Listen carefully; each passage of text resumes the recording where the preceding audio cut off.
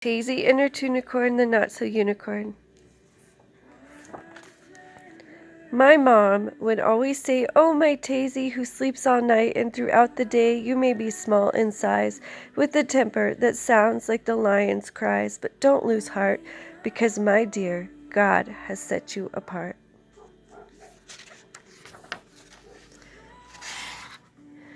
"Oh, Mom," I would sigh, "what could you possibly mean? At school I'm last to be picked.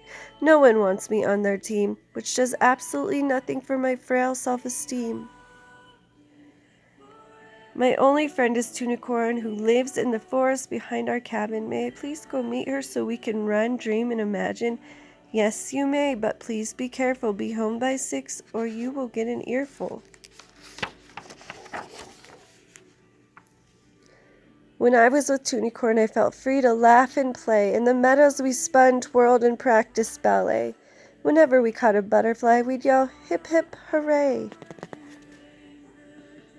We'd visit the creatures who lived in the trees and holes in the ground and under the rocks, but before we approached their homes, we would always politely knock.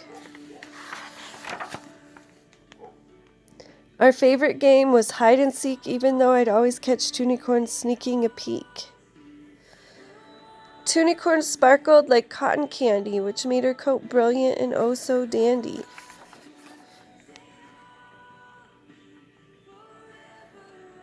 But looking beyond her colorful surface, she seemed to stand out from all of the rest. I couldn't quite pinpoint what made her the best. She raised her head way up high like the valiant Pegasus who soared in the skies. Ignoring the fact that she was short and wide, she stuck out her chest with unshakable pride. She showed off her heart, which was once torn apart. Even with scars left behind, she was compassionate and so genuinely kind, and always made sure I arrived home on time.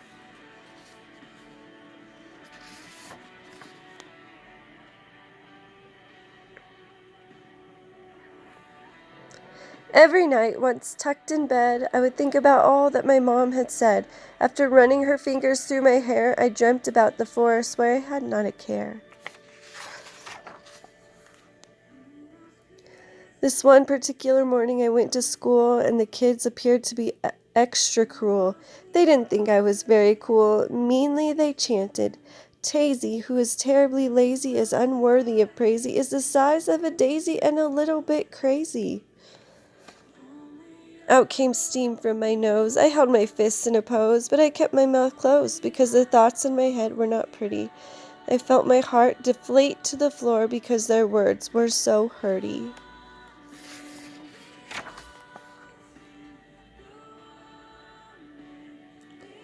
I ran home to Two-nicorn with tears in my eyes. I told her what happened with sniffling cries.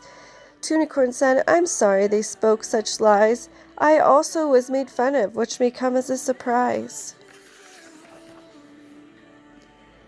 They considered me flawed because I had 2 horns instead of 1. According to them, I looked different, weird, and dumb.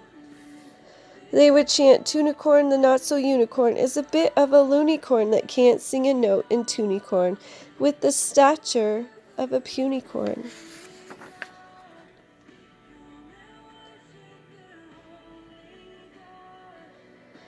They broke my heart right in 2 pieces, and that's when my mom introduced me to Jesus, who mended my heart and left only creases. Two-nicorn told me I am God's masterpiece, which I have to say is such a relief. My mom was right. I am a work of art that He has set apart. I went home that evening feeling light as a bird about what I had heard, and then I opened up to God's Word. I met Jesus in my room that night. I learned that He thought I was worth the fight and died on the cross to make my heart right. At that moment, my darkness turned to light. It was then that I realized it was the same light that made Two-nicorn so bright.